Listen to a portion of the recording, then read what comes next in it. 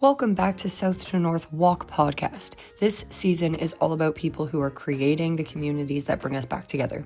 Every guest is showing us different ways of connection that can change lives, and today's conversation is no exception.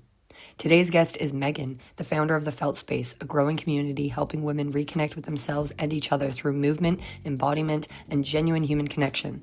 Her work is all about creating spaces where people feel safe enough to be seen, express themselves authentically, and build meaningful relationships.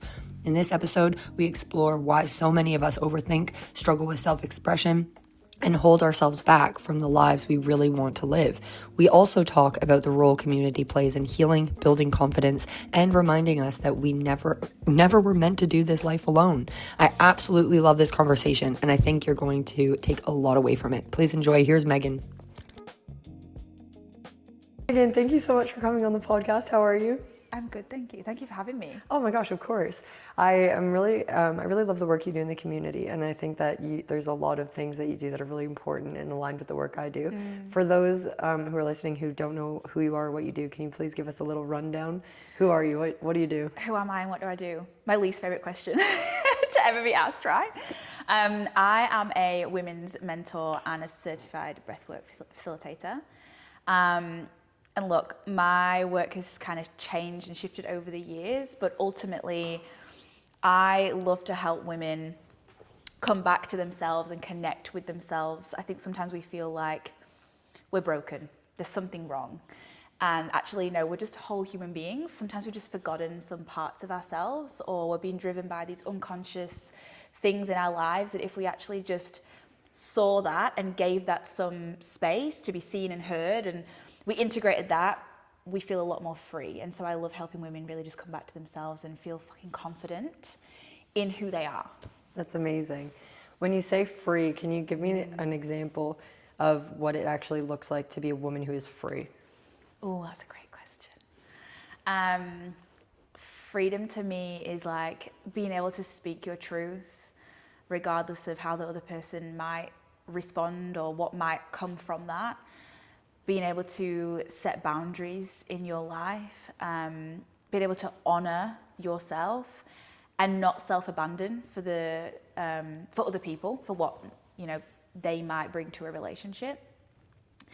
And also freedom for me is a lot about expression. So, not feeling embarrassed to just let go, have some fucking fun, surrender, just see what happens. Like that's what feels free in my life anyway. I love that. And I love the type of work you're doing, specifically working with women. I know that usually comes from a personal place where maybe it's something you've had to overcome and now you're helping share your work with other people. Can you tell us a little bit about what inspired you to actually start to lead and actually take ownership of some of these practices that you're kind of passing on to other women? Yes. Okay, where to start with this one? You're so right. Most of us that get into this work of helping others, it's because we've experienced our own struggles and our own fears of being seen or being judged or being too much, which is definitely something for me. I think for many years, I really struggled with like being super self-conscious and not feeling confident in who I was, or not even knowing who I was really, and wearing a lot of masks and just like showing up as people, as I thought people wanted me to, and being like, I don't give a shit about anything, like nothing can bother me, when really inside I was like, everything bothers me, I'm so scared of everyone judging me. And really it's like judgment of self, right? It's like those parts, obviously from childhood, most of it is, of like, where were you not allowed to express yourself, where were you not allowed to be all of yourself, or to even express negative emotions, or all of the things. We've all got our own stories, right? And so for me, it was very much like, you're not allowed to cry, not having that space to feel safe, to just feel all of my emotions. And so I kept all of that in. And when you do that, that gets manifested in many ways, and physically and mentally. And so I was anxious and had chronic depression for a long time.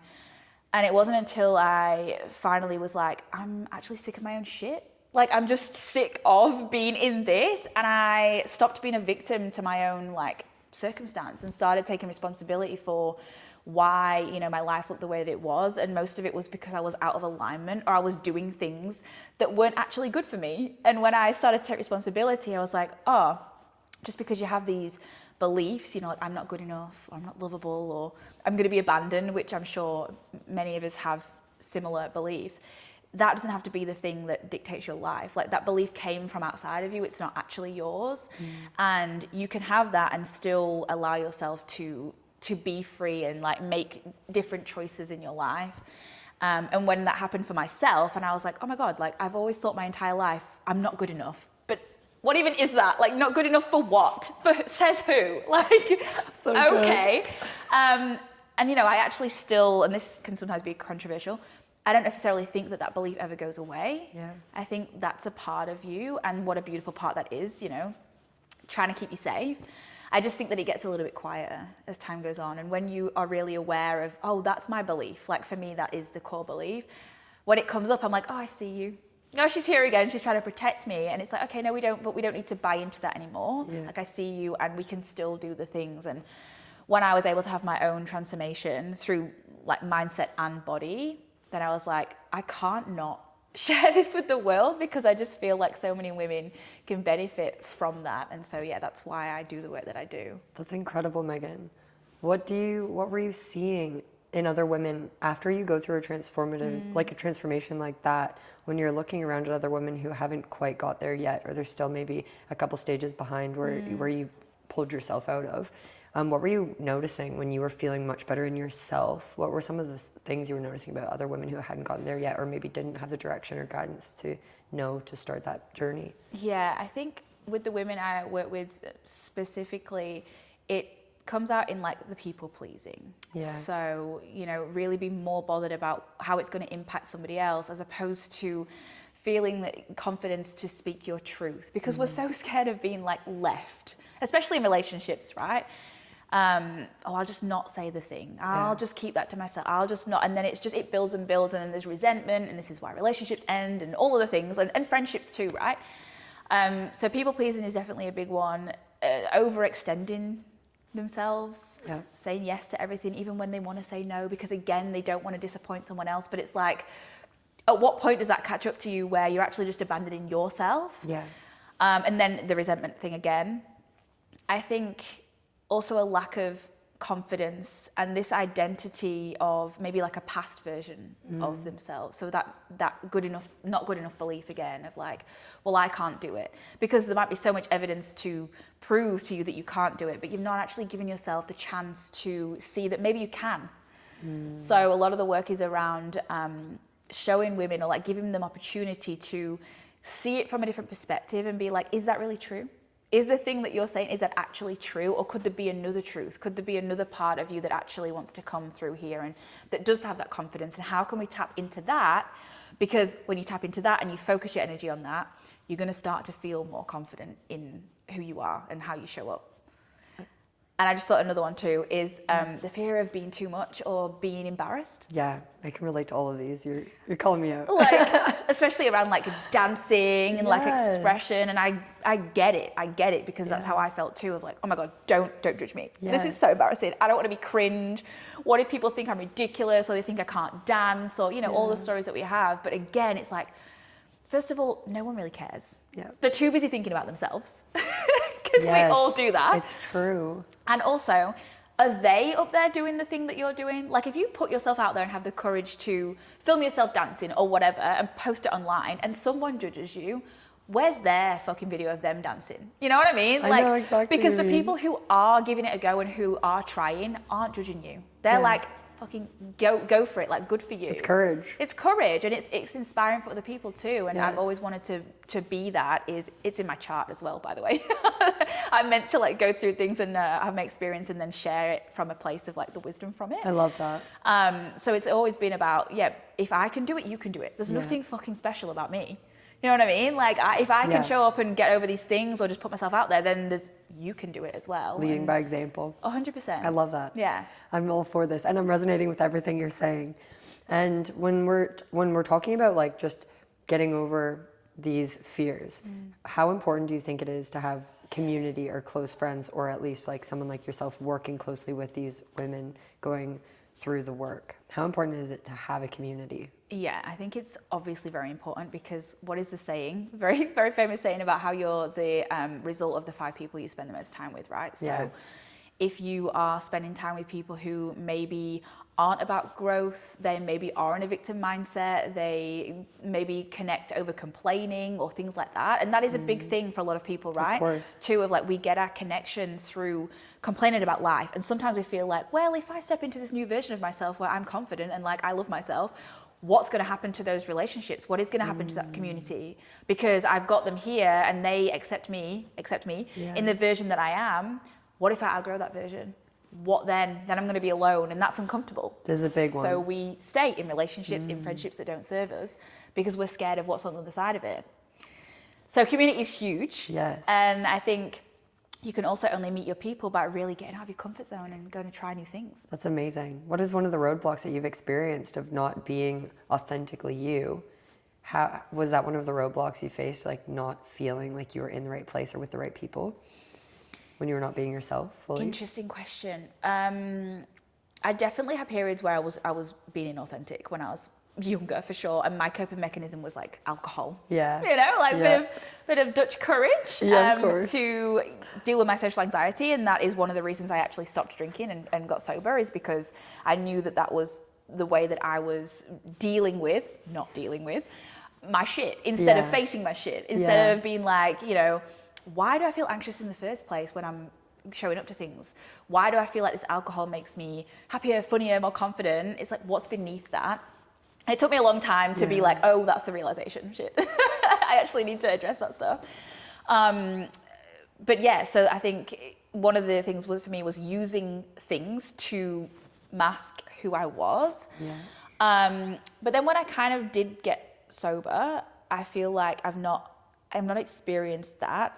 But I do think there is a thing around, how are people gonna accept me for who I am? Yeah. Like if I show up as my weird and wonderful self, is someone gonna reject that? And it's such a like natural fear. I feel like they all have that. Totally. Like if I just let go and just say a fucking weird thing, is everyone in the room gonna be like, who's this? Who's she? Don't talk to her again. Yeah. But I've actually found the more I lean into the weirdness, the more I attract my people. Yes. Because you're actually you're not for everybody. You're not meant to be friends with everybody. Not everybody's going to like you, which was a big thing for me too, where I was like, oh, not everyone's going to like me. Fuck, that sucks. It is hard. And now I'm like, not everyone's meant to like me. Thank God for that. Yeah. Because I don't like everyone. Yeah. Because if I liked everyone, I wouldn't be like being authentically myself. Listen up, everyone. You don't like everyone, so why should they like you? Exactly. That is so important. And that's such a great way to look at it as well.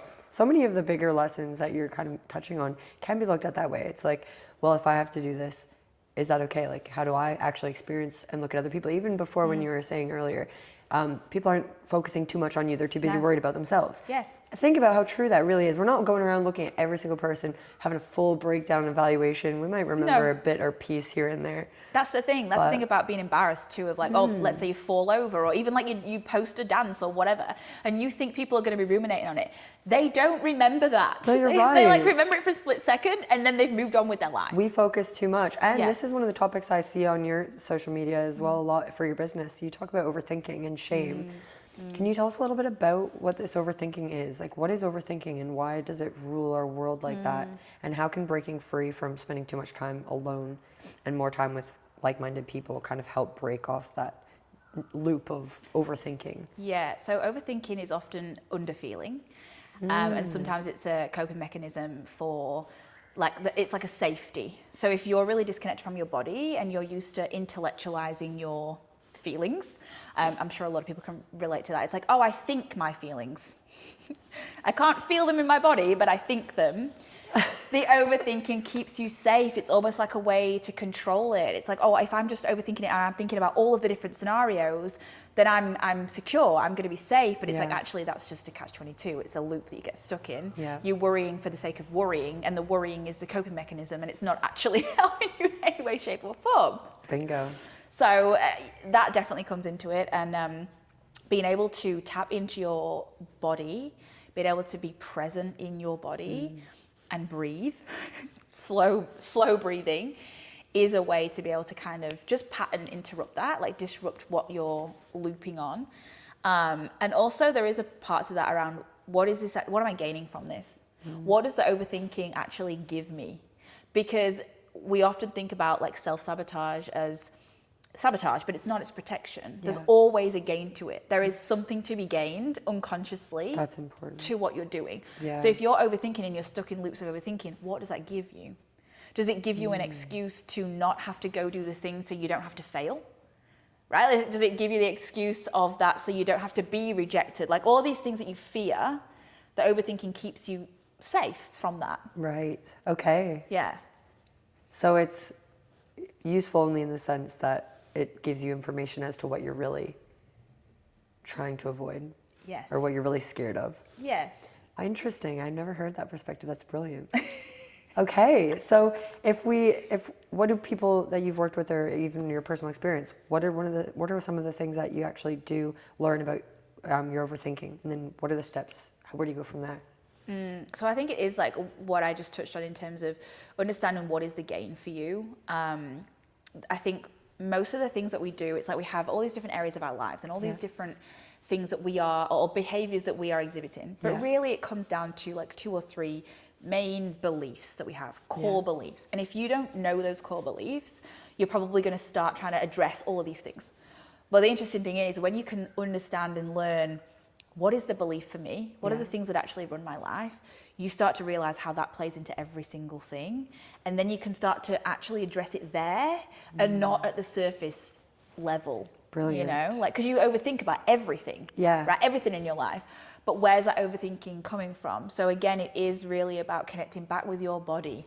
Right. It is about the body. Right. These sensations are there, and often we're just trying to avoid that, or we even haven't felt like we've had a safe space to even know, what does that feel like? How do I experience these emotions in my body? What do I do with that? Like, it's very common to be like, no, don't like that feeling. Let's just push that away. Like, for myself included, like, I don't like this feeling that I'm getting, this anxiety, this, you know, the sinking feeling in your stomach, your heart starts racing. You're like, how can I avoid this? Let me go scroll on my phone. Let me go and do something that's not actually being with what's there. Whereas how you move through it is being with what's there. And then it just dissipates after that. And you're like, oh, it's really interesting. It sounds so easy when you say it like that. Just sit with it and it will leave you. Yes. I love that. But we get so wrapped up in the story. Yeah. And that is the overthinking, right? Because the emotion doesn't last any longer than like 90 seconds. It takes that long to move through your body. The rest of it is story. The rest of it is you saying, I shouldn't feel this isn't right, or this is an overreaction, or whatever the thing is you tell yourself that keeps you stuck in the thing, instead of being like, okay, I'm feeling anxious right now for this thing. All right, let me be with it. There's nothing wrong with me. I'm not broken. Like, it's actually fine. And then it moves through you. Why are people so scared to sit with it?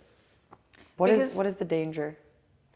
Because we think we're going to get stuck in it, I think. Stuck in it. And that was my own experience. I'd spent so many years suppressing and avoiding my big emotions, I like to call them, that I thought if I allow myself to go there, I'm going to drown in it and I'm not going to come up again. And I don't want to get stuck. That's scary, Megan. It is scary. I feel like a lot of people can relate to that. Like, wow. That's not safe to go there. So I'm just going to pretend. I'm just not going to even look at that shit, when actually that's the exact thing. It's like the freedom is on the other side of all the things that you're avoiding. Freedom on the other side of all the things you're avoiding. That makes me think a lot about human connection and intimacy and our relationships with our friends, our family, our loved ones. What do you think, before you work with women, or even before you kind of had your transformation, how was this weight that you carry, or this fear to actually face the unknown, how did that impact your relationships with people? They weren't very deep relationships. Weren't very deep. Because if you can't truly see yourself and feel yourself and meet your own needs, how can you expect someone else to do that with you, for you? You know, whether it's a friendship or a relationship. Like, how many of us, especially women, and this is something I'm still working on, struggle to ask for help, struggle to receive, right? Like, I'll just do it myself. I'll find a way. No worries. It's all good. It's much easier. But it's like, actually, people want to help, people want to support you. And I think there's something, again, really freeing in that too, by saying, actually, I need some help right now. Could you do that? And that's been one of the biggest like lessons for me in friendship, especially, is being like, I haven't got it all together, guys. Yes. Like, sometimes I'm not okay, or sometimes I really just need some help with something, and I'm going to lean in and I'm going to be vulnerable and ask you.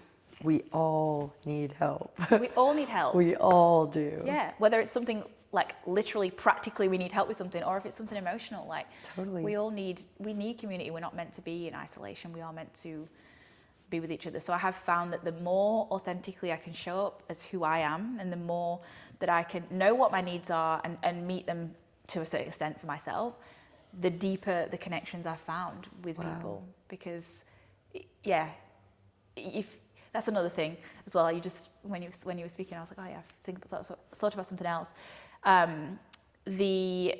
If you want people to really truly understand you and see you, you have to show them who you are. You can't show them just the good bits, or just like, oh, I'll just like do this and I'll not be weird, I'll do that, and then you feel like you're misunderstood. Yeah, of course. You feel like, oh, I'm not actually seen, and it's like, yeah, because you're not showing them. Do you think a lot of people, I hear this a lot, do you think people just are waiting for someone to come and help them understand what it is that they really need? Maybe. Or someone will do it for them? I think there's a lot of mind reading that we expect to happen.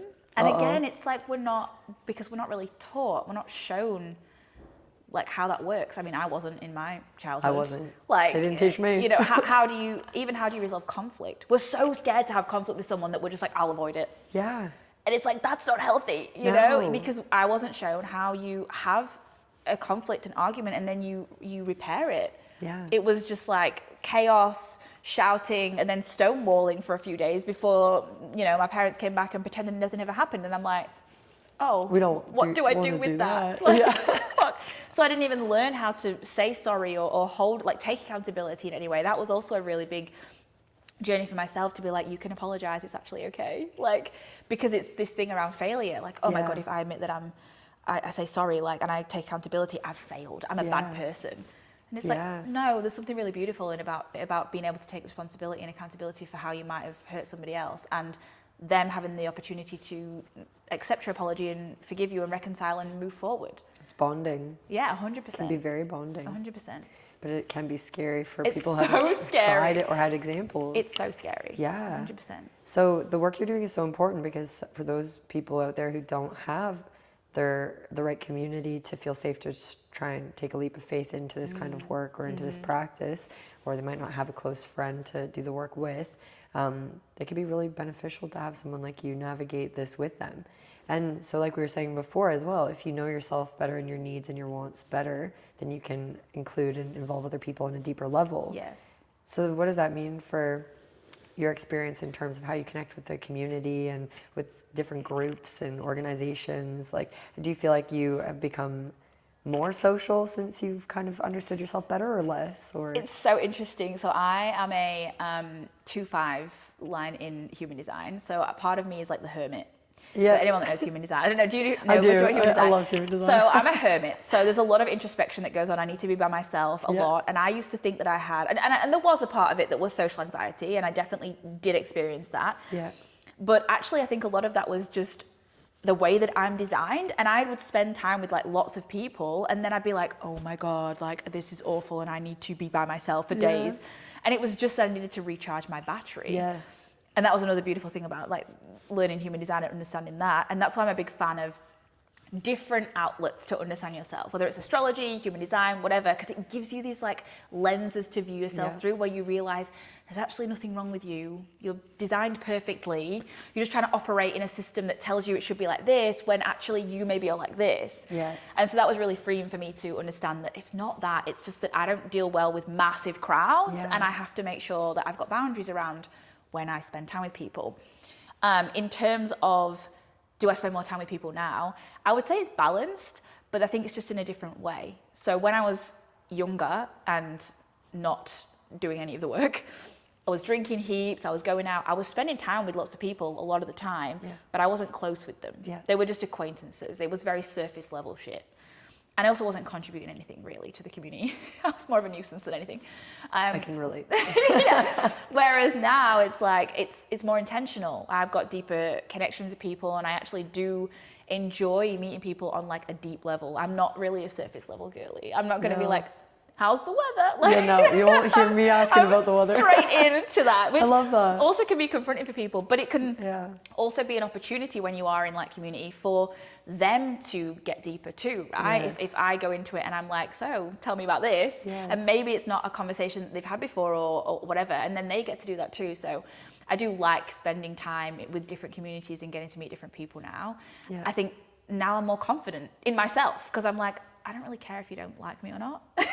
I actually don't really care if you like me or not because I like me. Yes. And a few years ago, that would have been really hard for me to say.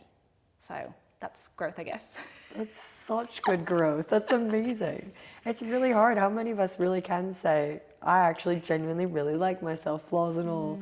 And if I make a mistake, I like myself enough to not worry too much about it or not dwell on it and not worry about how other people process it because it's more important how I process it. Once you've kind of processed your own ways and the depths of you, it is a lot easier. And what you said there about I like myself, flaws and all. But healing is not that you don't have those things. 100%. Healing is accepting all the fucking parts of you. The parts where you're like, oh, I don't like that. That's not lovable. That's not acceptable. That's not going to be, that's weird. Like, actually, no, bring that. Bring that in. Bring that fucking in. We love it. Because ultimately, this is another thing. You are going to disappoint people. You are going to hurt people. Yes. You will fuck up. You will make mistakes. You will fail.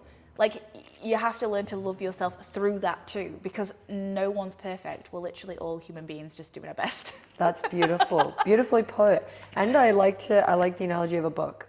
Like, what good book have you read where there wasn't a tragedy or a mistake or some crisis or some drama? Right. Like, if a book with only good and peaches and blessings is like, boring. 100%. And that's the whole thing about life, right? You can't have the light without the dark. Yes. So, and this is a big thing about feeling your emotions is people want the positivity, the joy, the bliss, all of the goodness, but they don't want to feel the dark, the depth. And it's like, you can't have one without the other. No. You will limit yourself to how fucking free and good and happy you feel when you suppress and don't allow yourself to feel the dark. It's like, you gotta go there. Yes. Like, you gotta fucking go there. Yes. As scary as it is. Dark Nights of the Soul by Thomas More, one of my favorite books. Oh, I haven't Definitely. read that. If you guys are listening, read it. It's so good, but one of my favorite analogies from that book was the pendulum. It's like you can be very, very happy, but you can only be as happy as you are low. 100%. Your highs can only go as high as your lowest low. Yep. So the more you do that, go low and deep down into those like tougher bits, the more you can experience the highs and the joys and the benefits of life or the pros of life. Yes, 100%. Which is very important. I think you're so wise. I wanted to ask, because on your social media and stuff, it's a lot about like feeling enough, and then obviously on the trend of what you're talking about how we move through life with a different air of confidence when we feel unapologetically ourselves. What do you think it means, or what do you mean by it when you say for us to feel like we're enough? For us to feel like we're enough, I think it's what we just touched on, which is that you've got to accept all the parts of you. The more you're trying to run away from not being enough, the more you're actually feeding into that story. Like, enough for what? Like, you're just, it's about acceptance of reality and acceptance of where you're at, and can you meet yourself in it? Yeah. And like you were saying, like we have the ups and downs, and like you can only experience the highs if you have the lows. And I think it's such a beautiful thing to know what it's like to be in the depths so that you can experience the highs.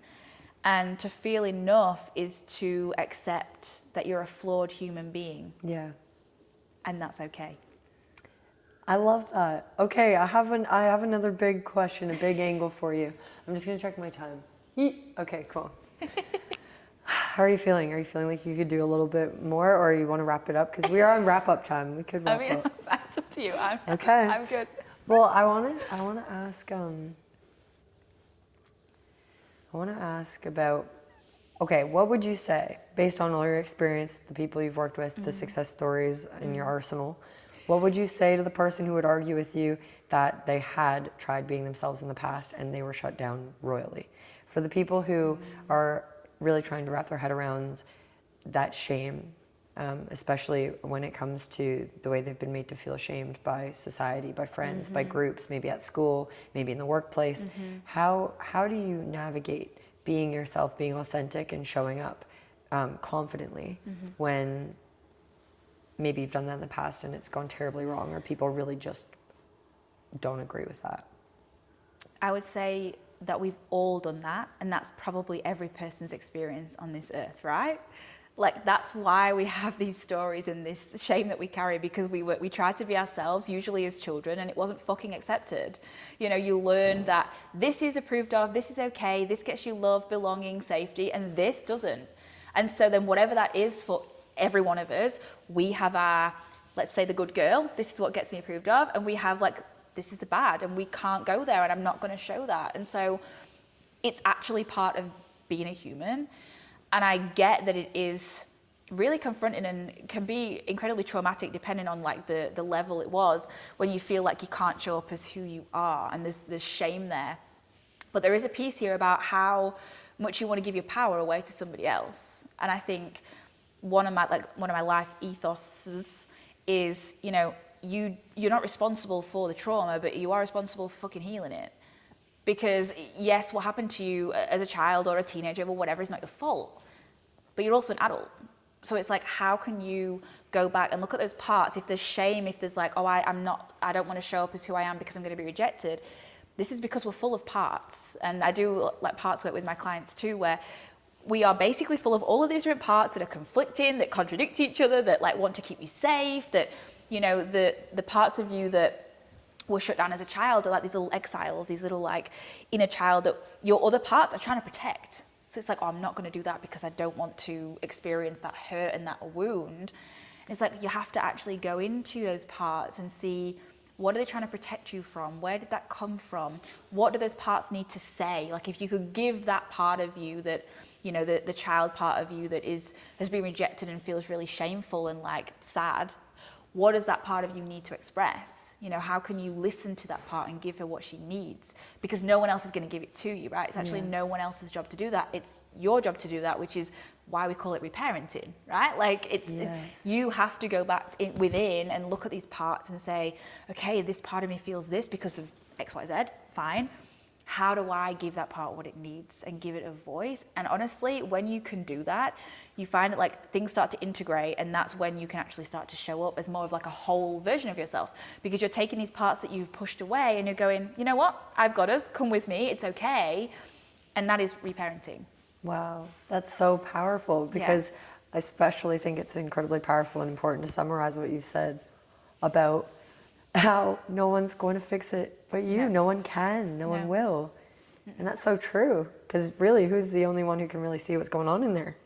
Yeah.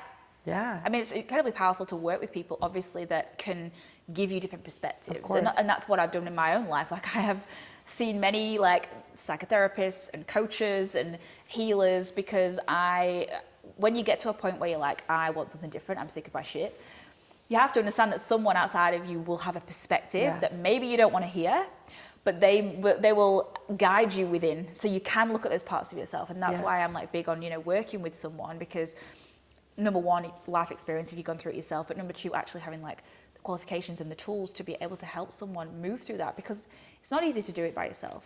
You know, it's really hard to do it by yourself. So I would argue that it takes a certain type of person like yourself to be motivated enough to change, and then go and seek every mountain peak for every service available to assist you in working through this.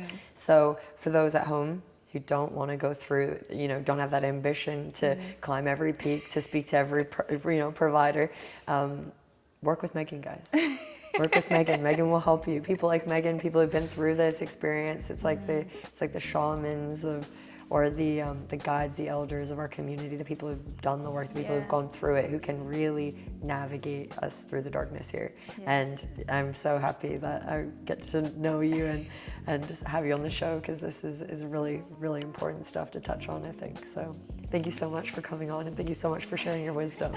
Thank you for having me. It was of course. A beautiful conversation. Of course. Thank you. And if you guys want to work with Megan, check the link in the bio.